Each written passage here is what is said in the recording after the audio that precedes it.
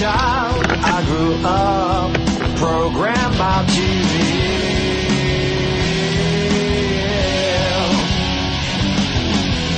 And as a teenage boy, I found out just how free is free.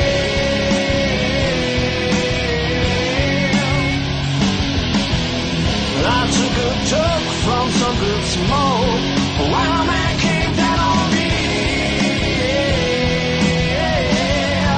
We're gonna take back control. Gonna free our soul. Gonna take control. Gonna save my soul.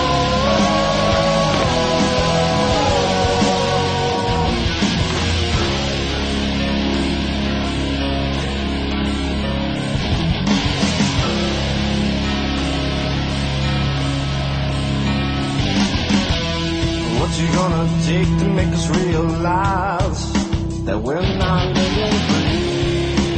No. Standing up for your rights, only doing what's right, they'll knock you to your knees. Yeah. What's it gonna take to make you wake up? You gotta fight to stay free.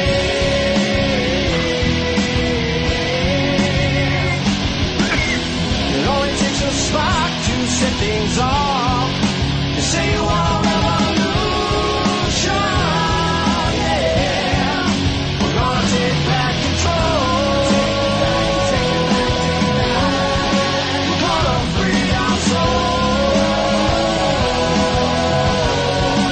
Gonna take control. God, please save my soul.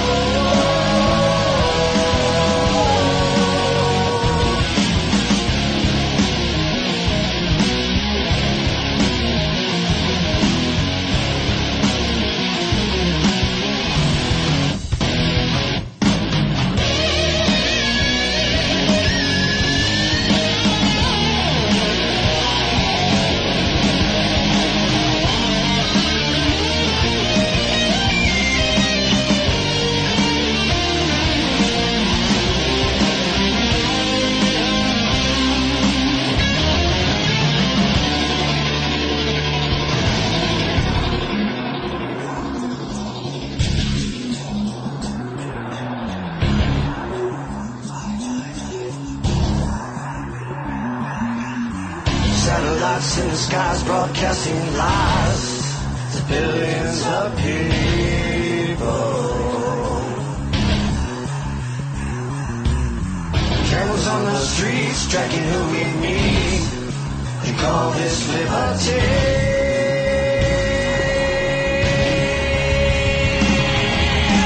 What's it gonna take to make you realize you gotta fight to stay free?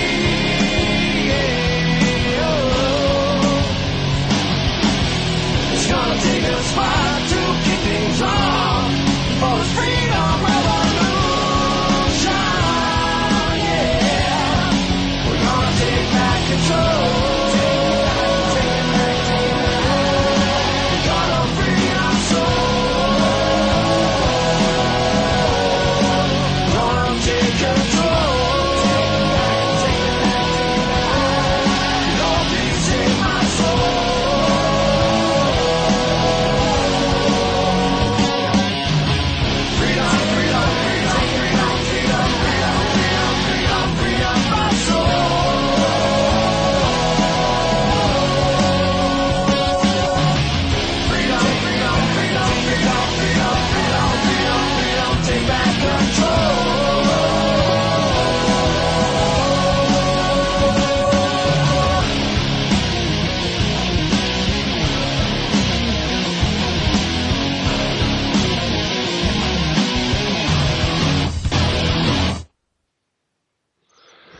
All right, folks, welcome to the show, Lesiak Report, on this Saturday, May 25th edition. And, well, I guess I'll start off by going into some news that you've all heard of by now, and which is the arrest of Adam Kokesh. On last Saturday, May 18th, Adam was arrested for attending an event called Smoke Down Prohibition 5. It was held in Philadelphia. And it was a marijuana, a pro-legalization rally, and it was held in a park, and a bunch of libertarians and people from all sorts of different stripes and colors are basically gathered around to protest these insane drug laws that we have in this country that, are outright not just immoral and wrong and, costing us so much money, they're also pretty dangerous too. And they've ruined so many people's lives merely because they decide to, to smoke some weed and then they're, locked up in the penitentiary, or, they're charged with a felony for possession, or, any other, just, for putting something into their own body that the government tells them they can't do. So, Adam Kokesh is a leading, libertarian activist, host of Adam versus the Man on YouTube. And he was arrested, and for, I believe it was 6 days, he was held in jail in Philadelphia. There wasn't much word coming out, but it caused a massive outcry on Facebook, and not just Facebook, but all across, I guess, the internet, you could say. And a lot of people called in, the switchboard at the jail, free Adam, a lot of statuses, free Adam Kokesh. And, well, he got freed yesterday. And interestingly, he wasn't even charged with a felony because he was arrested before he could even partake in the peaceful act of civil disobedience, before he could even smoke. They arrested him. He was still talking, to the audience, still speaking to the microphone, and took him away, and they held him for 6 days. And there was even speculation. Alex Jones talked about this when he had two of Adam's producers, two of his crew, Lucas Jewell and Daryl Young. He had both of them on his show, and they talked about Adam's current situation, and there was even speculation that he might have been held to the July 4th date, and that's the date when Adam is planning the march on Washington, the open carry march, to protest insane drug laws in this country, well, specifically in Washington, D.C., which is a hotbed for crime. And, whatever you think about the march, pro or con, I mean, it's definitely garnered some support as well as controversy on the internet. It is a pretty courageous move by Adam, and I have nothing but respect for what he's doing. And, I'm a big fan of his show. I listen to him every day. And, it's good to see him released now. Unfortunately, Adam got pretty lucky because he wasn't charged with a felony. He wasn't really charged with anything. He only got a citation from the police, which he hasn't signed yet, and he doesn't plan on signing. So Adam got lucky because, well, there was a deluge of calls to the prison switchboard, and he has a lot of fans out there, a lot of supporters, and they came to him in this time of need and got him released. So, I've been following the information on Adam Kokesh's Facebook page, and he said on Monday he'll be making a video, probably making a series of videos, and he'll be talking about that situation. He was locked up in the cage for 6 days, and unfortunately, fortunately he's gone now, but unfortunately the fight still continues. And, he got relatively lucky, but a lot of people don't. Such as the situation with Rich Paul, who is being charged. I think he might be facing as many as 80 years, locked up in the cage for possession of a substance that's deemed illegal by this tyrannical government that we see in place in America. And I'm getting my first guest, so I'll add him to the call. And here we go. What's up? Hi, is this Liberty Movement Radio? Yeah. Okay, I was doing a call-in for Chris Lesiak. Yeah, I'm here. This is me. How are you talking right now? What? I'm doing this through Skype, actually. So you're, that's already recorded? No, it's not. It's being recorded live right now on libertymovementradio.com. Oh, okay, 'cause I thought I could hear you talking, that's why. Yeah, so I'm just, Oh, I got you. You're doing, okay, I hear myself right now. Okay, I didn't realize you were on the air right now. Yeah, so I was on the call in and touch base with you. How you doing? I'm doing all right. Have you gotten, did you go to any March Against Monsanto protest today? No, I saw some footage that came out, and I love following Twitter. Twitter is, up to the second analysis, kind of like a sports game. I remember being in Richmond last week, listening or checking up on the Republican convention there when they selected the lieutenant governor. It was very interesting. Twitter is a great tool to use. Yeah. No, so you were talking about Adam. I know he's I think they got rid of the event he's supposed to be holding, but they're going to be holding a nationwide one.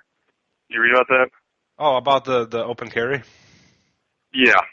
Yeah, I didn't hear. The last thing I saw was the picture of him being released yesterday. So I haven't followed anything since then. That's been going on. Yeah, he's got a for everyone out there listening. I think it's a page on Facebook called this one for DC, the Final American Revolution. Oh yeah, no, I saw some of there's some Maryland and stuff. There's several cities all across the country that are going to be hosting this, but I'm not really familiar with what this is. Yeah, it's going to be the same thing essentially, but it's more going to be. From what I can tell, this looks like it's going to be similar. I think they're going to be still bringing weapons. It's such a long list, but what's interesting is, throughout the country, the states have been picking up nullification, and, primarily with Obamacare, a lot of the Republicans are starting to find their roots again. But more importantly, with gun legislation, I think about 12 to 15 states around the country, one form or another have some type of legislation in the pipe to nullify all federal gun laws. Most recently was Kansas. The House passed it and the Senate passed it, and then Governor Brownback of Kansas passed the legislation that said we're going to regulate all weapons, ammo, and accessories in our state if they don't cross the border. We're going to nullify federal law, and on top of it, to show you we're serious about it, we're going to impose a $5,000 fine and 5 years in jail for any federal agent who attempts to go forward with pushing these laws, right? Enforcing these laws. So that's interesting. And, Eric Holder wrote back saying, you don't have this power. We're the supreme law of the land, which is a total joke. But what's interesting is that this is going to go to Supreme Court, right? And it's going to be based off of the Commerce Clause mostly, but they're obviously saying Supremacy Clause as well. But mostly the Commerce Clause, because a long time ago, Hamiltonians who like to subvert the Constitution would argue that regulating guns in a state is going to affect the overall market of guns, right? So therefore, that falls under interstate commerce. You understand? Yeah. Mm-hmm. Total joke. So what's going to be interesting is when the federal government, through the federal court, Supreme Court, they will probably rule on this case. Eric Holder's already made it clear. It's going to be interesting to see what then would leadership in Kansas do if they rule it unconstitutional. I hope they say, okay, try to enforce it. Come and enforce it. We're not playing your game. And that's what we really need. They've already gone that far. But it was funny. Eric Holder was, in the letter he wrote, said, our agents are going to have a difficult time enforcing this law because you're making it difficult for them now because they don't know what they should be able to do. Yeah, that's the point. You know? But it's great. We're bringing it back. 15 states, 12 to 15 states are doing this, and the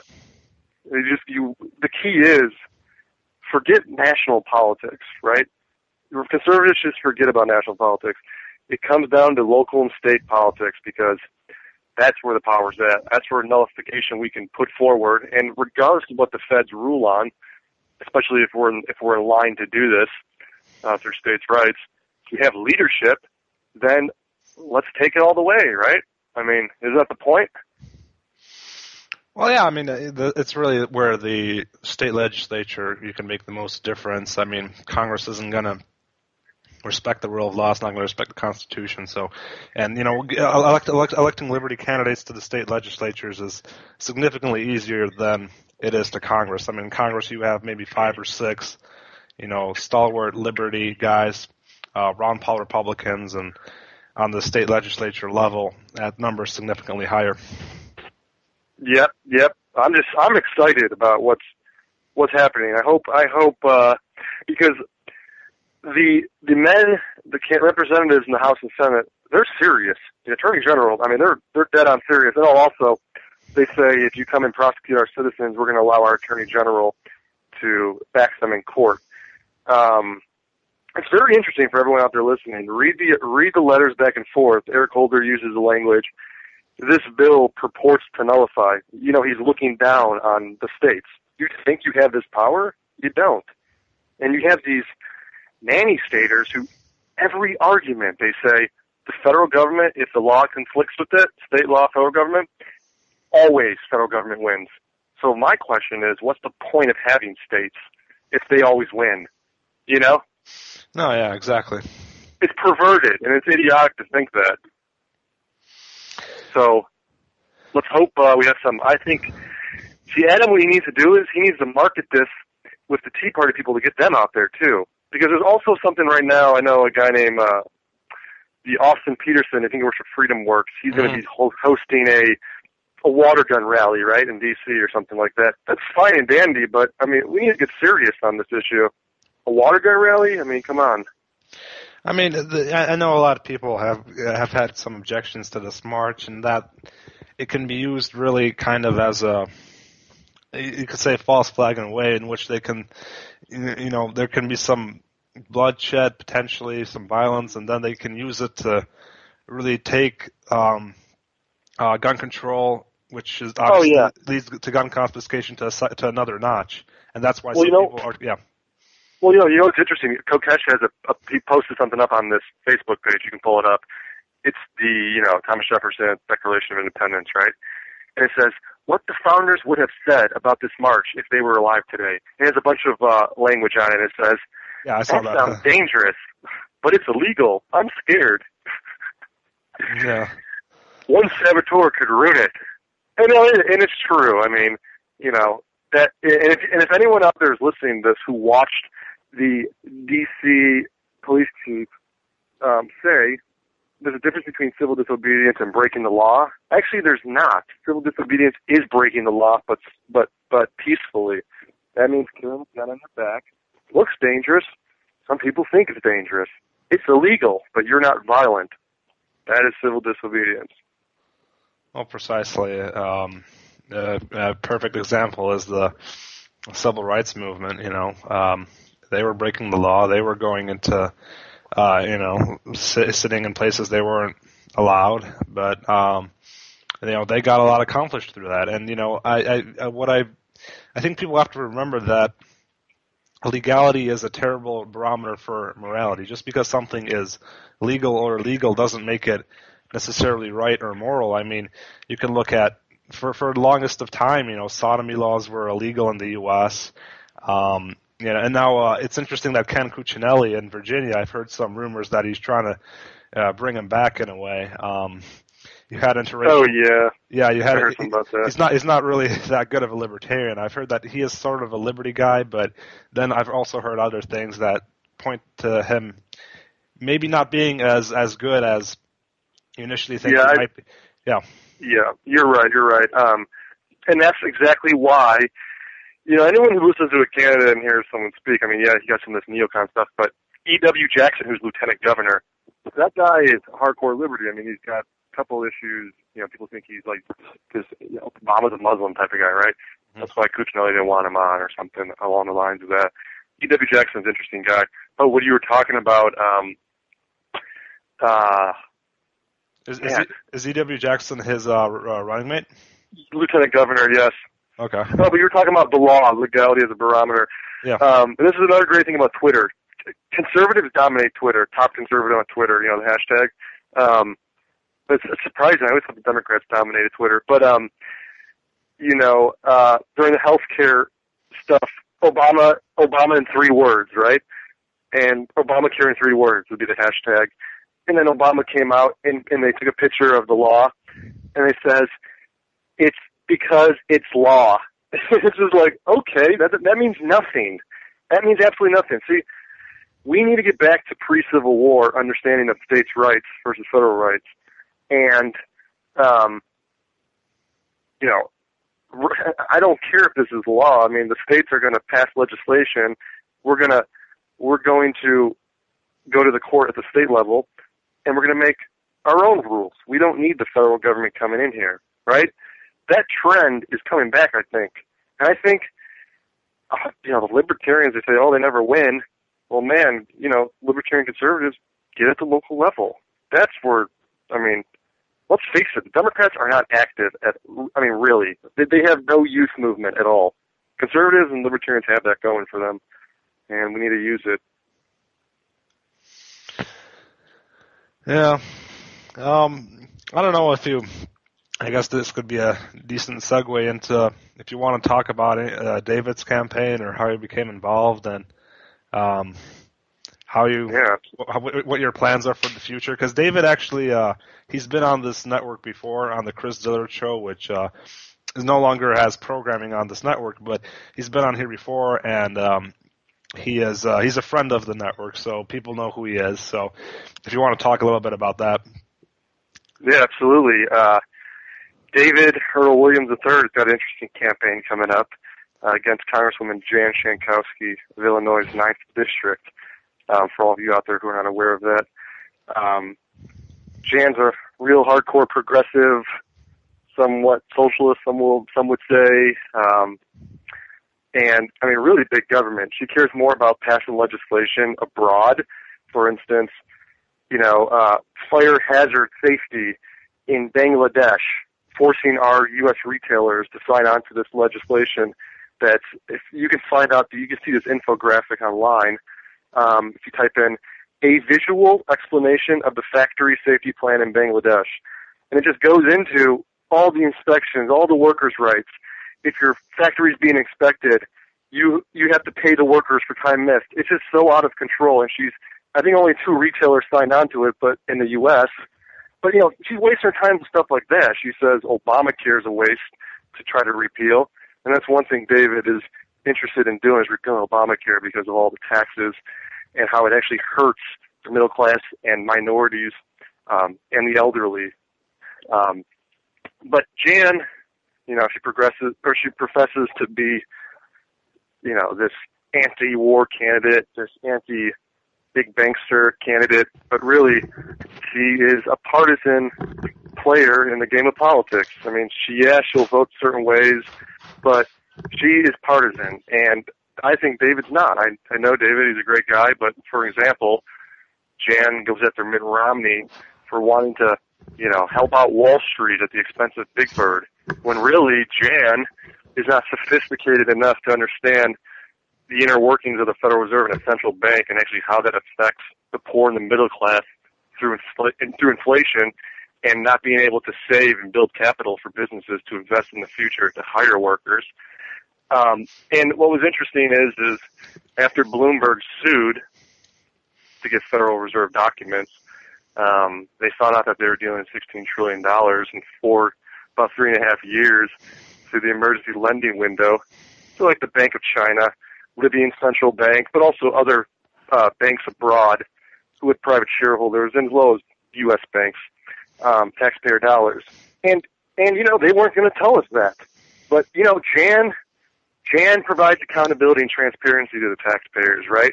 Well, she didn't. She voted against the Federal Reserve Transparency Act that Representative Ron Paul put forward. But, it's Ron Paul, so therefore I can't vote for it because he's a Republican, despite the fact that it passed the House of Representatives without her vote, with about 80 Democrats supporting that. Okay, that provides transparency and accountability. But this is, and Harry Reid was another person who said he wanted to audit the Fed. He even said it in 2010, but in the past he said that in 1987.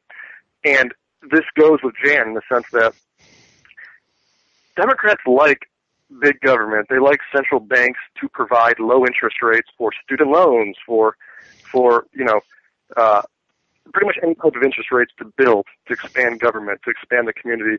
But, how are you getting low interest rates? You're manipulating. Okay, and low interest rates are fine, right? But let's get there through the market, through market signals. That's one big issue that David has over Jan. She's failed at providing transparency to Illinois' 9th district. Bloomberg News had a sue, and yet she still failed. Another example is her involvement in Syria. She'll argue that, no, I don't want to get boots on the ground in Syria. I don't want to be active in Syria. But she's for this humanitarian, liberal, and okay, you can make that argument, but it's a slippery slope, and also, U.S. taxpayers shouldn't be paying for this. We have bridges to build at home. We have poor people here to support at home. Okay, let's rely on diplomatic relations and not providing aid to people. I'll expand on that in a second, but in Syria right now, it's a civil war. It has been for 2 years. Okay, they're still fighting right now. Yeah, there's Al-Qaeda affiliates in Syria, Jabhat al-Nusra, and they are the main fighting force who's actually gaining ground, right? But, Jan's in the Intel Committee. She has all the information. Us laymen who are out here analyzing it can't really, we don't know enough. So they're the ones making the gains. But we're going to have a vetting process to give weapons and aid to rebel fighters. Since we're so good at that, it only makes sense that the best rebels, the best fighting force, which is Al-Qaeda, on record, everyone admits it, they're going to get the weapons. They're going to take them if they have to. But just like what happened in Libya, they got the weapons, they moved into Mali, and destabilized that for about almost a year. Okay? Providing aid, these type of foreign aid programs are not great. They don't work. And an example of this is U.S. pulling out of defense in Portugal. They're mad at us in Portugal because they feel like we're leaving them because they've been so dependent on us, their economy. That's a perfect example. Same thing's going to happen in Afghanistan. They had an article called The Yuppies in Afghanistan Who Made Money Off the War, right? Well, they're moving their money out, and, women in Afghanistan who have businesses now are going to lose these businesses because of our foreign aid and our involvement and now leaving. So this humanitarian idea of getting involved overseas doesn't work for the long run. Let's trade with these countries. Let's try to have them emulate us, not force them. And, she's not forcing people through the barrel of a gun, but she's definitely holding a little welfare check above their head. So I think what David would say is that Jan is not consistent. And, especially I think with Obamacare and the bank issue, understanding central banking is paramount to understanding how everything works in an economy, as well as foreign policy even. And quite frankly, Jan has demonstrated she has no idea what she's talking about.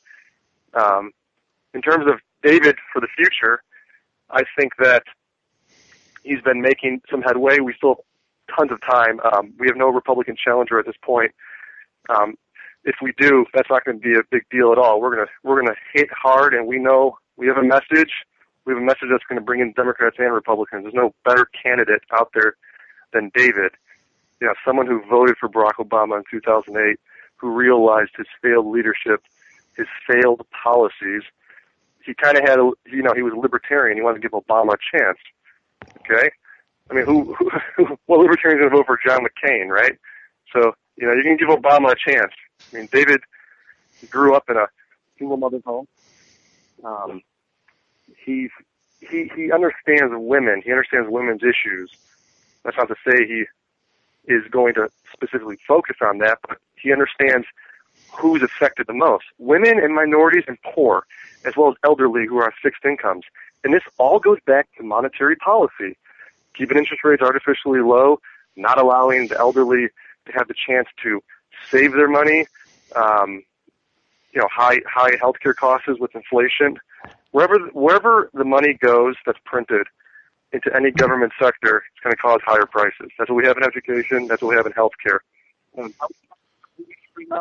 Education is an important issue with Democrats trying to vilify the Republicans for letting interest rates double. We need a market rate. We don't need government involved. And, I mean, it's just that simple. Free market works. Voluntary exchange works. And I think we have that over Jan. And I don't think that David's bringing this message of,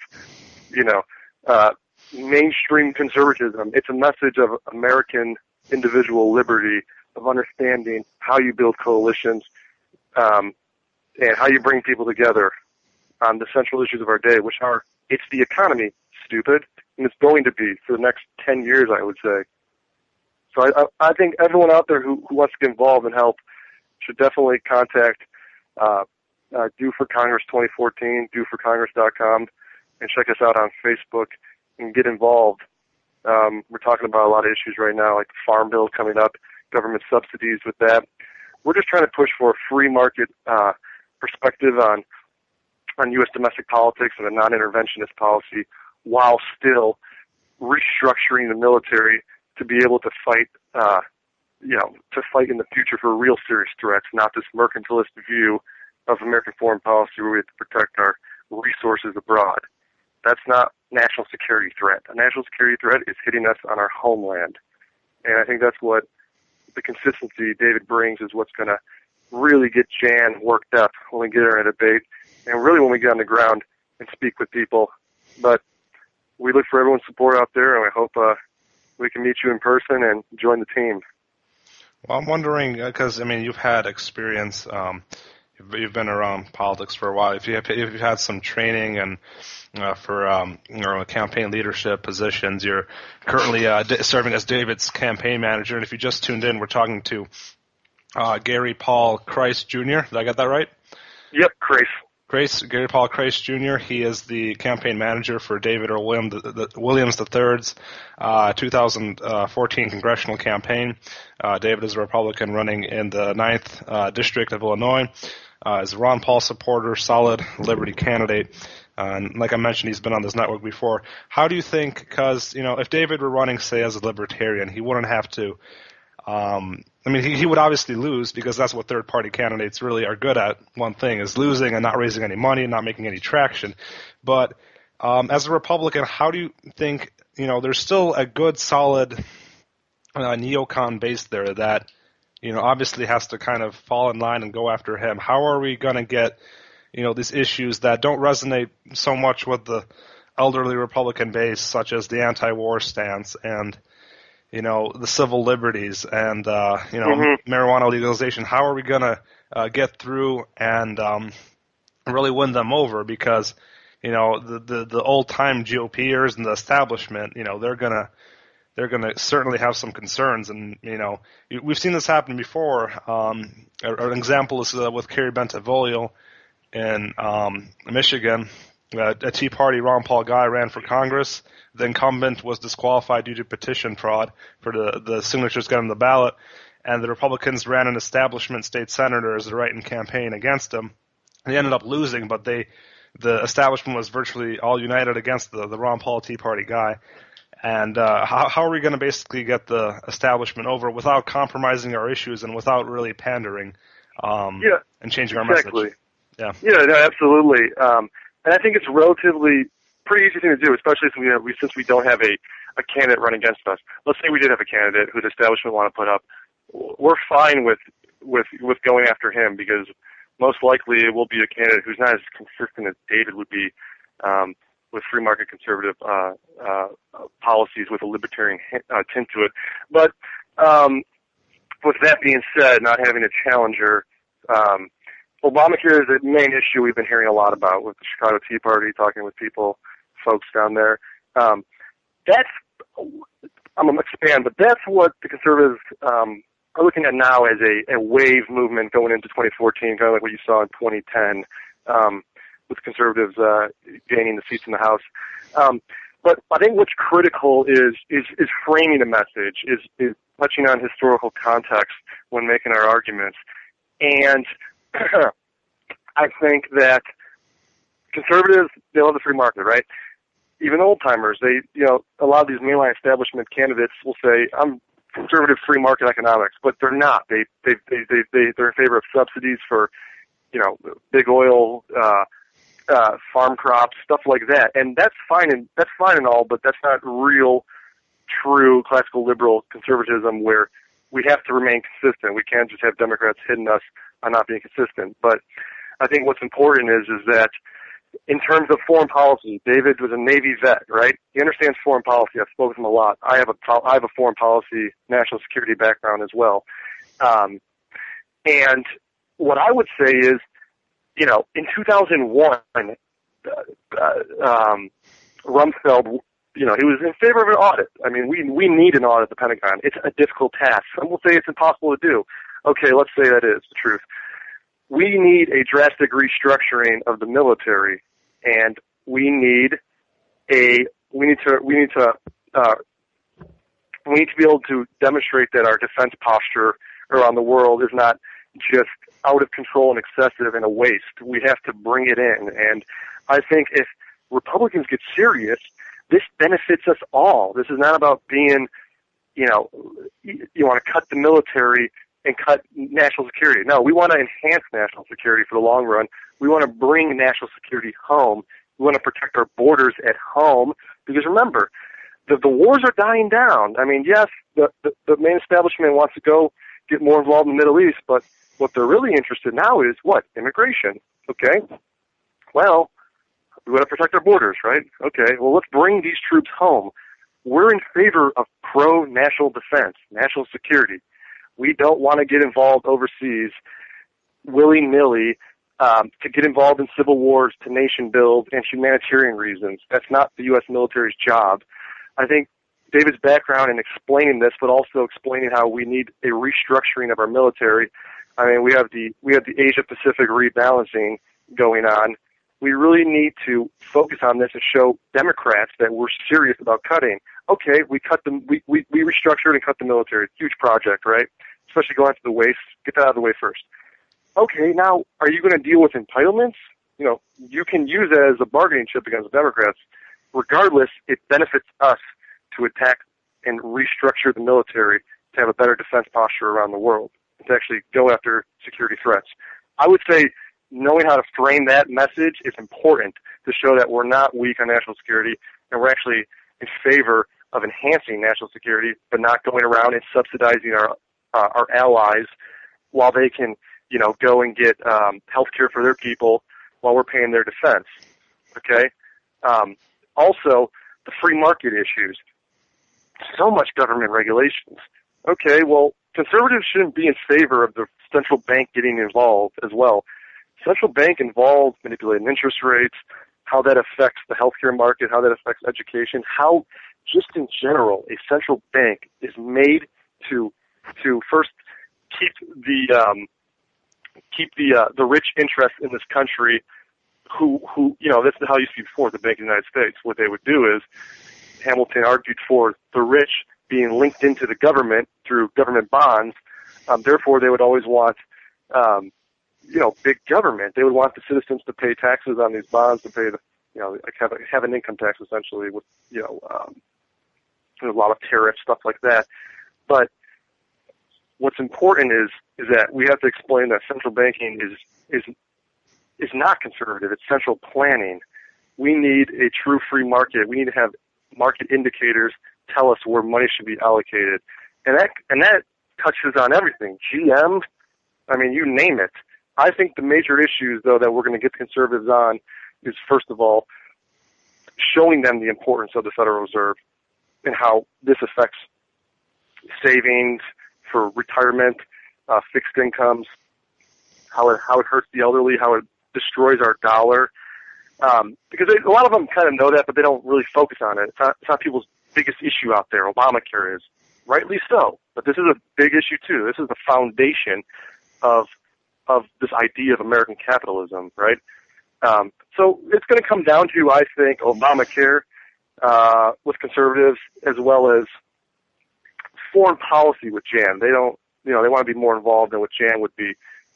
We don't want to be as involved. We want to be a non-interventionist, but we're extremely interested in national defense and restructuring for when we do need to fight these battles and Congress votes for it and we have it done legitly. We can do that and not have to worry about where we're going to find the money, But the Obamacare is going to be the biggest issue.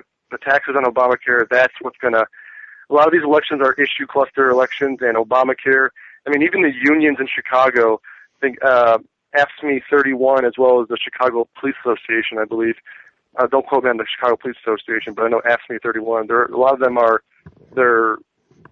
they don't know what's going to happen with Obamacare, and one of the quotes with the Police Association said, how am I supposed to get people on board with Obamacare who I work with if I don't even understand it?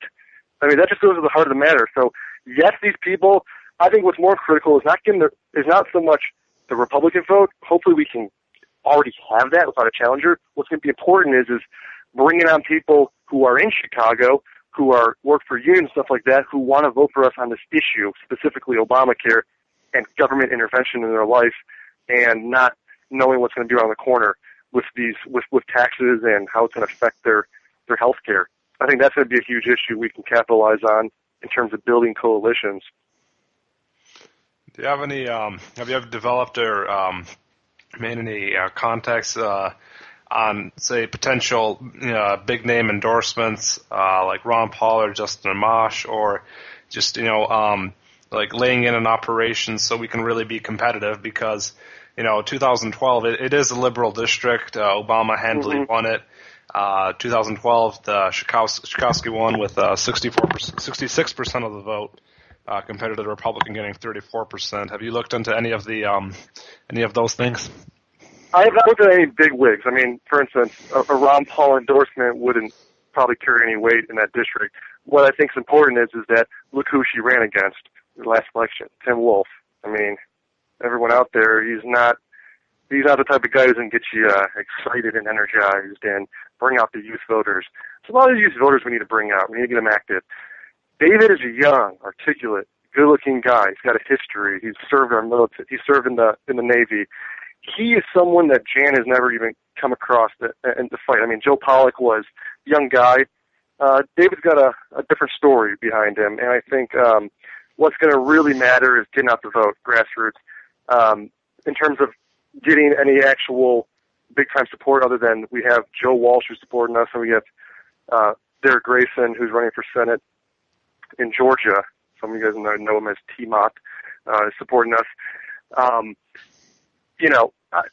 think what's going to be more important is ensuring we can build these coalitions and get the votes out, because as right now, we need Democrat and independent votes. I mean, we can't win without that. And I know you're aware of that. I mean, that's just a matter of Chicago. There's just so many people there who are voting for Jan. So many of there's a lot of unions who are actually obviously supporting Jan. That's a huge, as well as the women voters are a huge base for her. But it's going to take, we're going to need money, but it's going to take getting on the ground, knocking on those doors, showing his face, showing how the young guys like him. We look for him to move forward in the future for us. And Jan, quite frankly, is just outdated. She's been there since 1999. We need new leadership. But it's going to take going door to door. I mean, it's not going to be your traditional campaign where you can just run ads and, compete. we need to get out there, go door to door, and we need to change the hearts and minds. I mean, that's what it's going to take. He's going to have to ask people for their vote. And we're going to need Democrat support. So Republicans out there who don't agree with that, if you want a really good constitutional conservative in office, you better get active and help out David, because he's a real deal. And is like not even on the Richter scale as a great candidate. I mean, she's probably like a 1 and David's 100 on what America needs at this point, especially Illinois' 9th district. I guess I'm generous giving her a 1%, but it's going to take grassroots getting out the vote. I mean, we want to link up with obviously Ron Paul supporters, liberty-minded individuals, libertarians in Chicago. And even if you're not in Illinois' 9th district, come out, give us your help, because we all know Illinois is limited with Republicans, and we need more there. We need young blood, real young guns, not Kevin McCarthy, Eric Cantor young guns.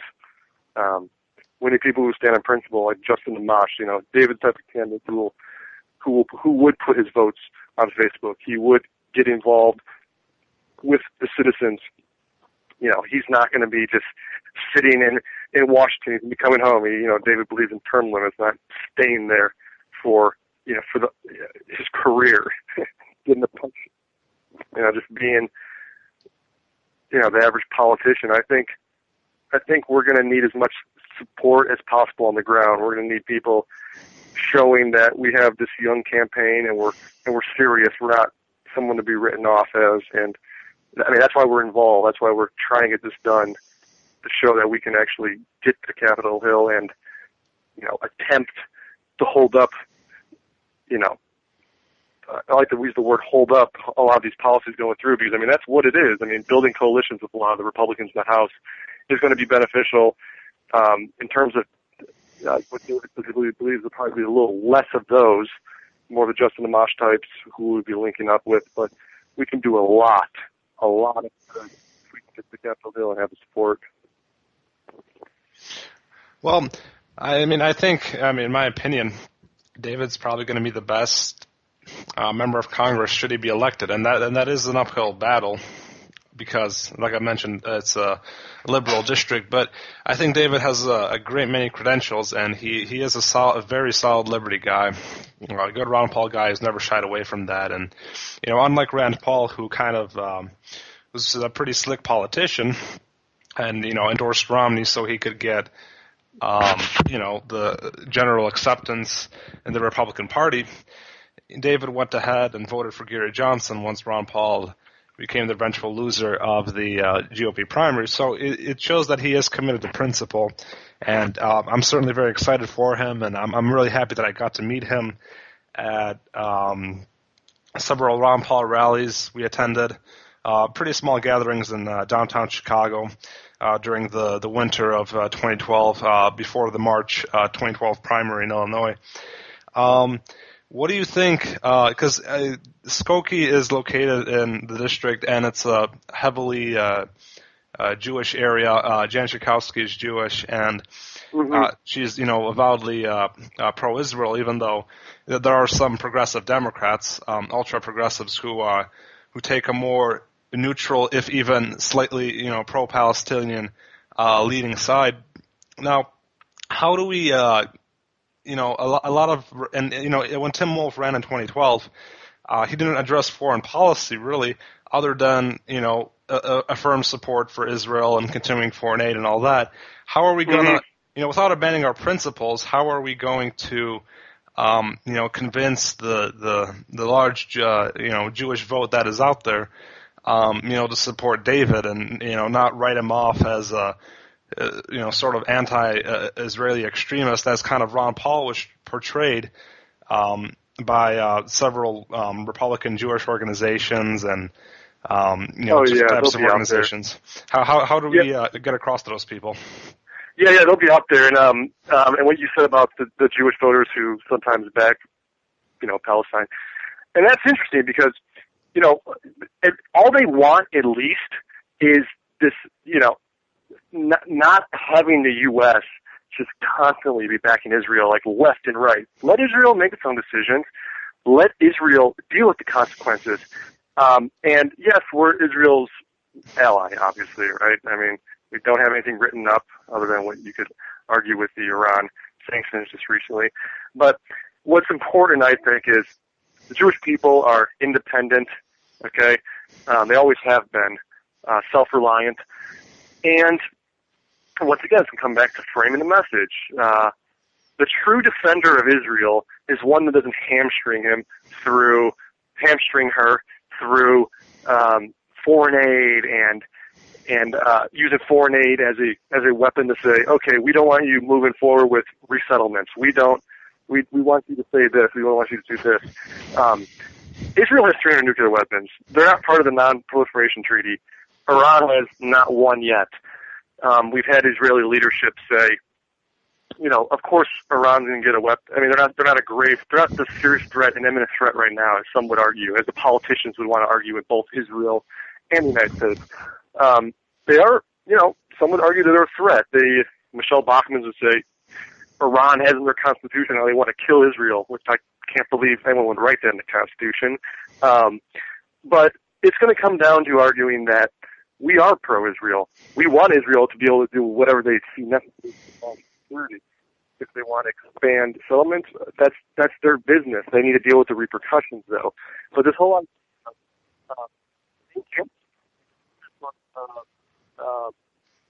sanctions on Iran, that's so anti-war, right? Sanctions are an act of war. They hurt those who matter most, minorities, women, and children, while giving the central government more power. People rally around the leader who's about to be attacked. Obviously, there is opposition there who wants a better relationship with the United States.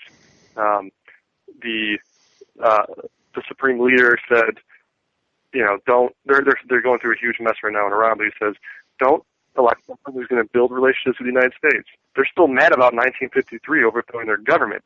It's important to put into context that Iran doesn't even have one nuclear weapon yet. Let's say they get one. Let's say they want to kill Israel, blow it up with one nuclear weapon, which is going to be difficult. Israel has the capabilities to deal with them on their own without the United States. We have to, unless Israel's being attacked from all fronts, and they want us to come in and we, do something through Congress, that's fine. But to say that the president has the authority to support Israel whenever it wants without a congressional declaration just because they're our ally is not legit. I'm sorry.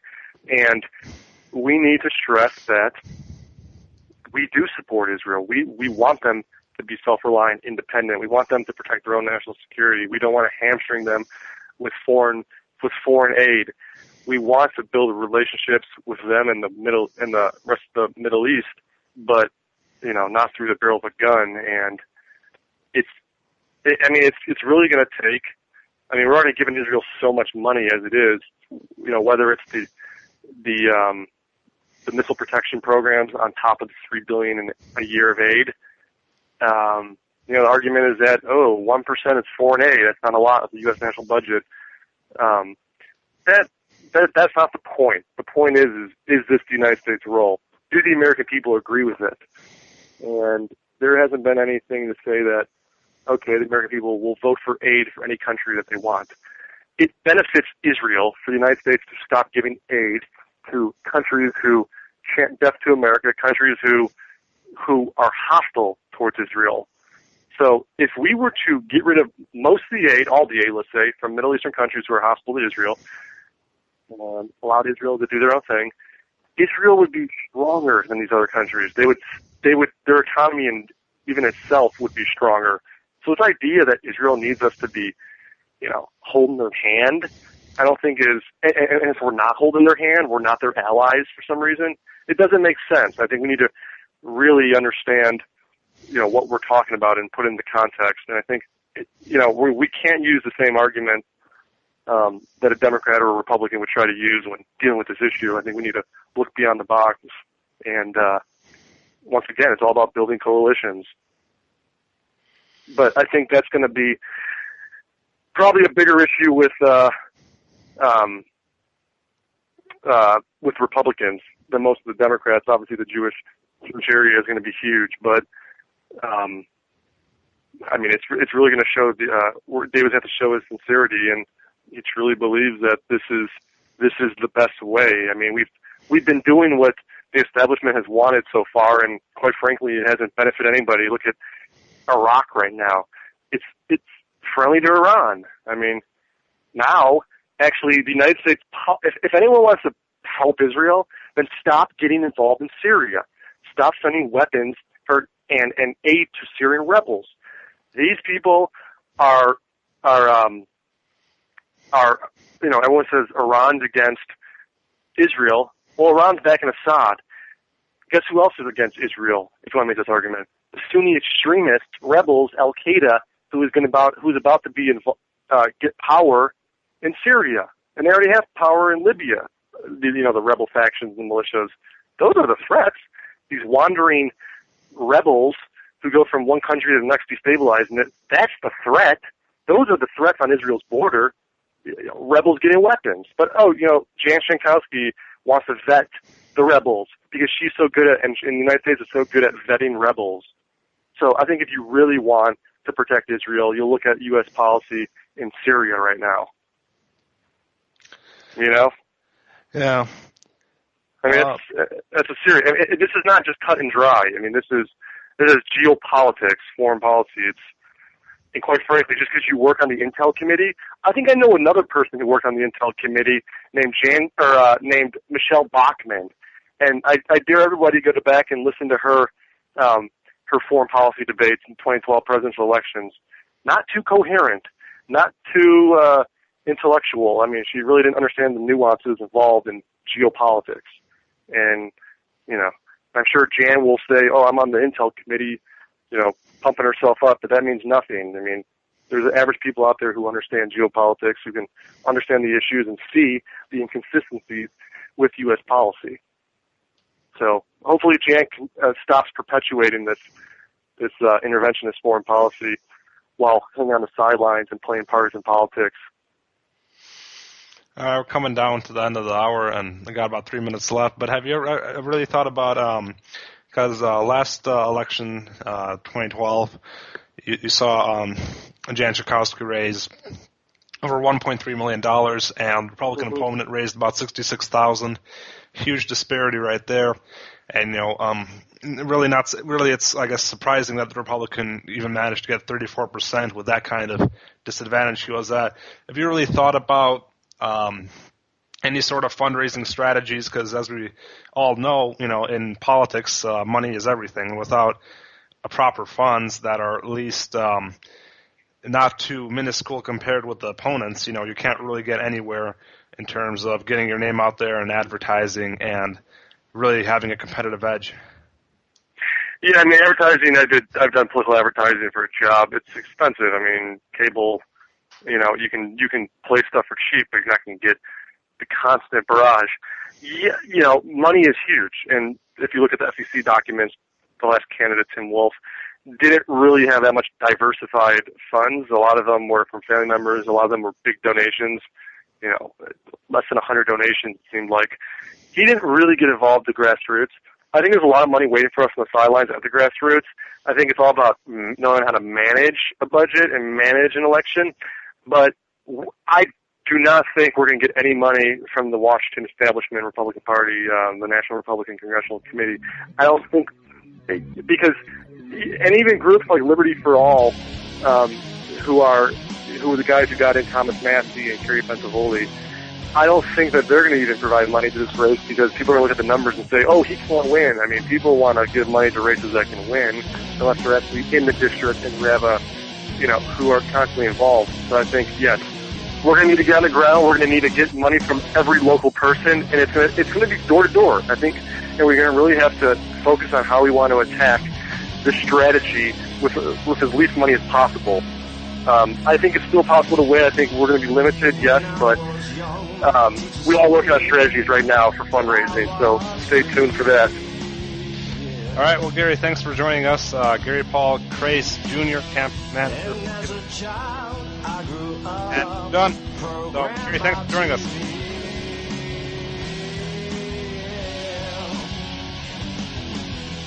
As a change boy, I found out just how free is free.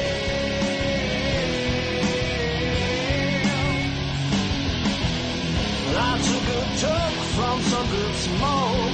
When a man can't